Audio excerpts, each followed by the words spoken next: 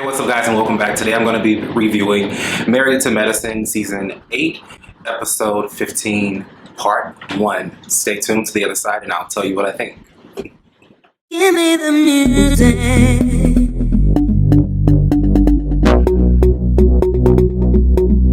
Give me the music.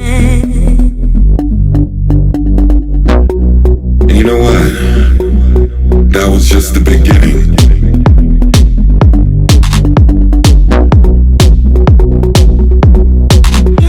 Episode opens up with the girls still on the RV on their way to their destination, and Quad tells Simone that she needs to wash her wig because it looks so oily. It's really weird because I've been looking at this particular bob that Simone's been wearing, and you can see the lace, and it's just like, oh my god, I just hope she get another hair like piece like ASAP. Like, oh my god.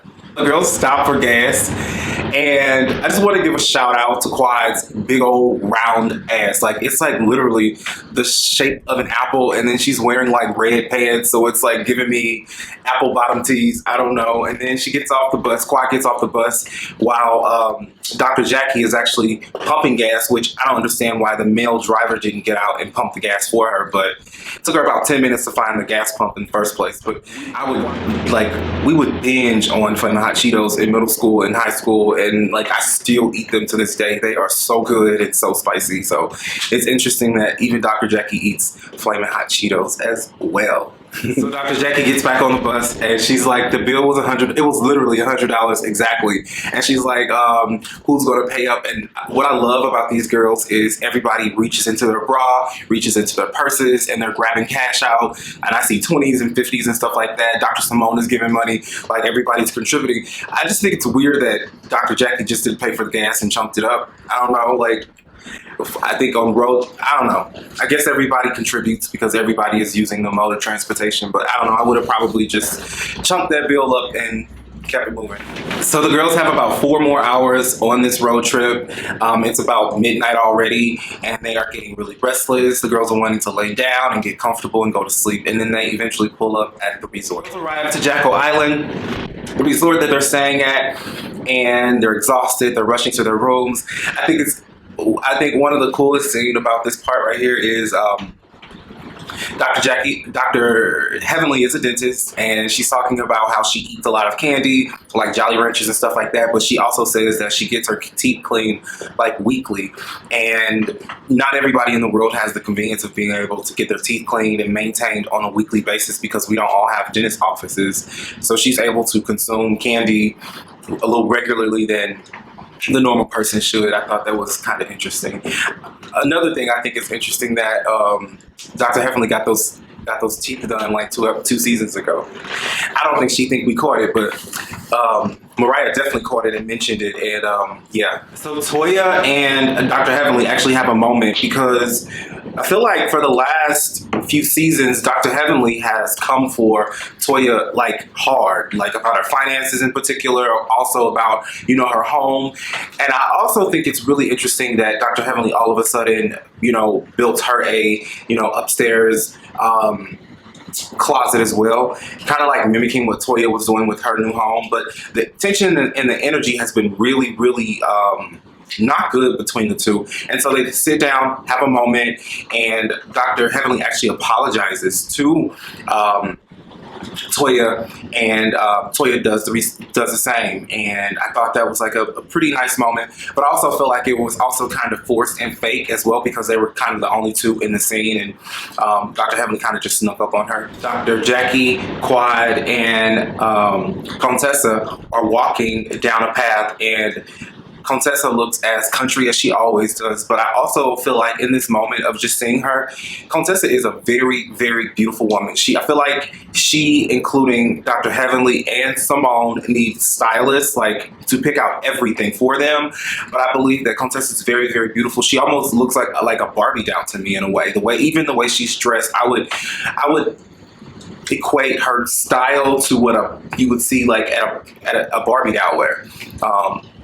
So also I noticed that Dr. Jackie as well as Quad have really, really nice hats on. Like, I love their hats. The ladies look really, really nice. Contessa kind of messes it up with her coloring and her styling and all in the earrings, it's in the hair, the ponytail. It's just all, it looks like she literally just like shook it out and attached it to the back of her head. Like, I'm just not here for it. But she's a beautiful woman. She just needs a stylist, that's all. So in this scene, Contessa reveals to Dr. Jackie and Quad that she feels that her husband is doing things that are kind of against their marriage.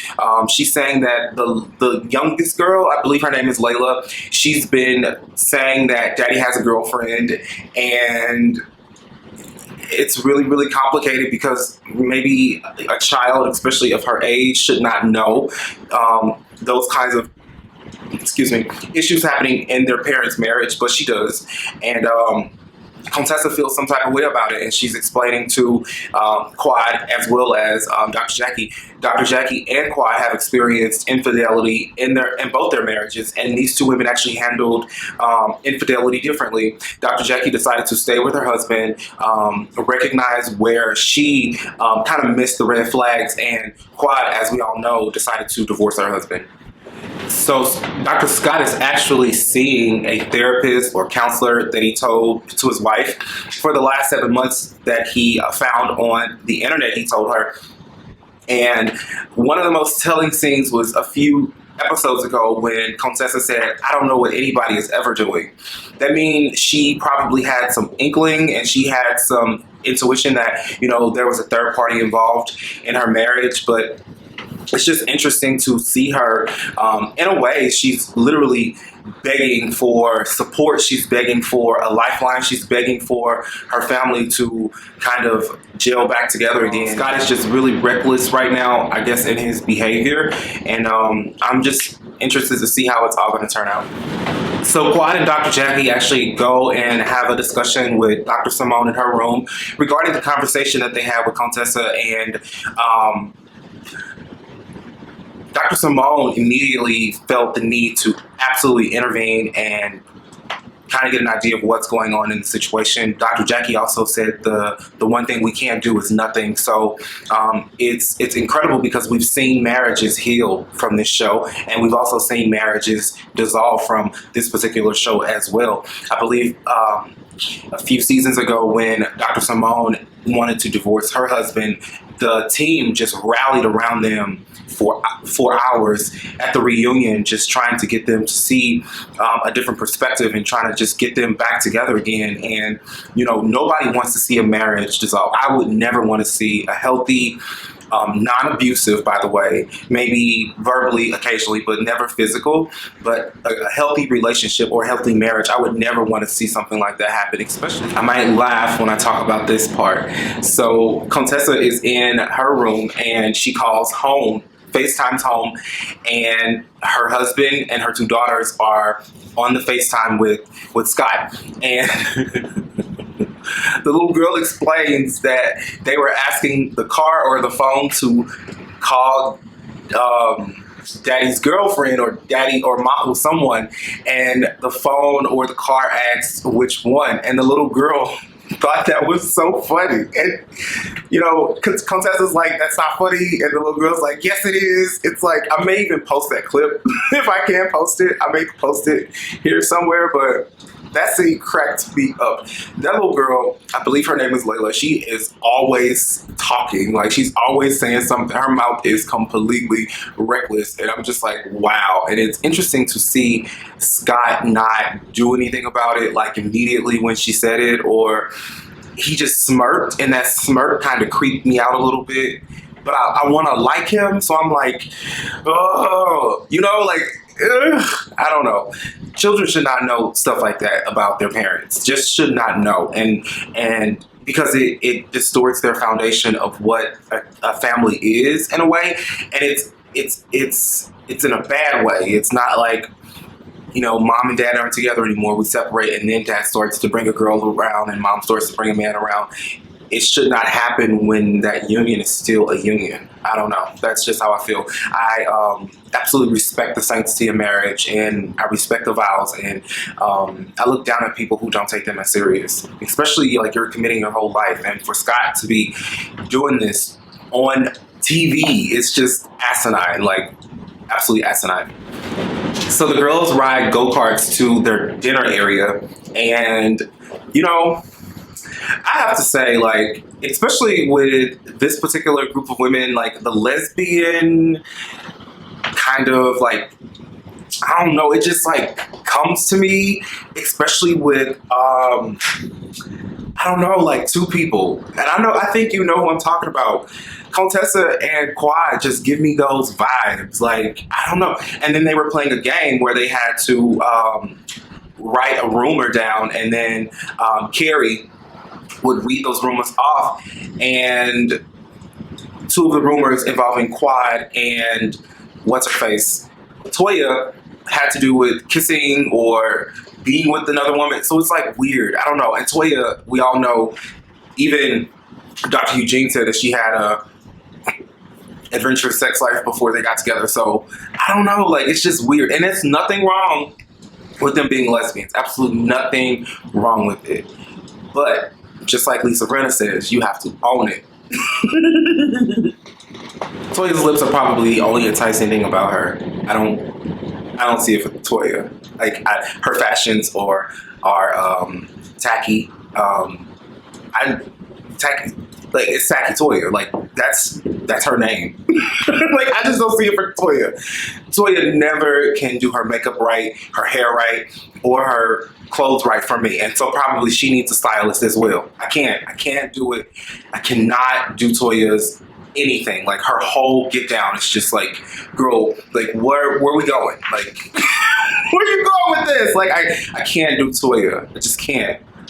I can't. Like, I don't know. Her attitude toward Anila is like totally uncalled for, especially when she was having financial situations. Like, how can you sit down and talk to, well, maybe you can sit down and talk to people about their finances after you've gone through such terrible situations as she has. However, it's just messed up when she throws it up in Anila's face as if she hadn't gone through before. And who wants to be put on Front Street about their finances, especially on TV? Not me.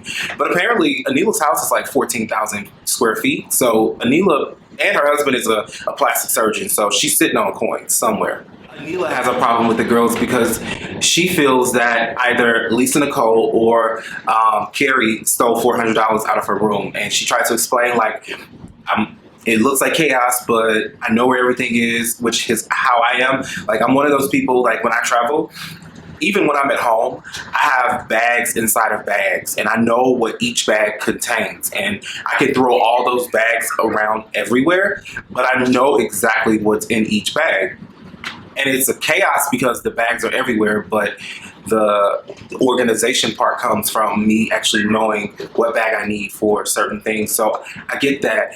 And I know that if I put money, because I have money that I will put in certain pouches or certain bags, so I know that this is the only bag that it's going to go in. Even when it's crazy and hectic, I'm going to reach for this bag and I'm going to put my money in here. So I understand exactly where Anila is coming from.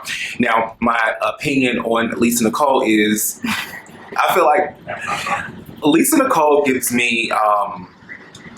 she gives me like counterfeit vibes, like not like she's fraudulent in that way, but she gives me like she buys and wears like fake Louis Vuitton, like that kind of counterfeit vibes. Like I get East Side from her. I get like shady mechanic from Lisa Nicole. And it's only because of her past actions and her past behaviors, especially when it came to the event that she was doing with Dr. Heavenly and the event that she's currently doing with Dr. Simone.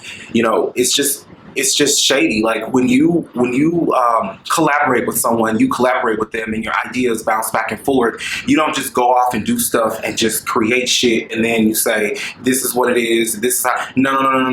Like, that's not my vision. It's totally your vision. You're telling me what you feel like we should have, when in fact, you know, I can actually assist with the, you know, the planning as well.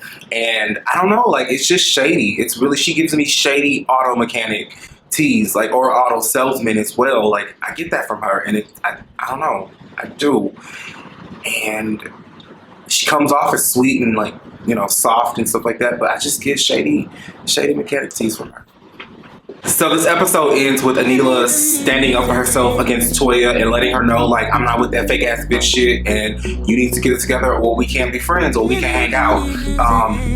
The episode wraps up with what's to come next episode, and I'm really excited about it because Scott shows us his ass, like, completely just spreads his whole ass on national TV, and I'm just excited to see what happens with that. Guys, if you like what I have to say, if you have any comments, please post that in the comment section. Like and subscribe to the video. Definitely love this show. I've watched this show like all of the reality TV shows on Bravo from the beginning. So I have like that background information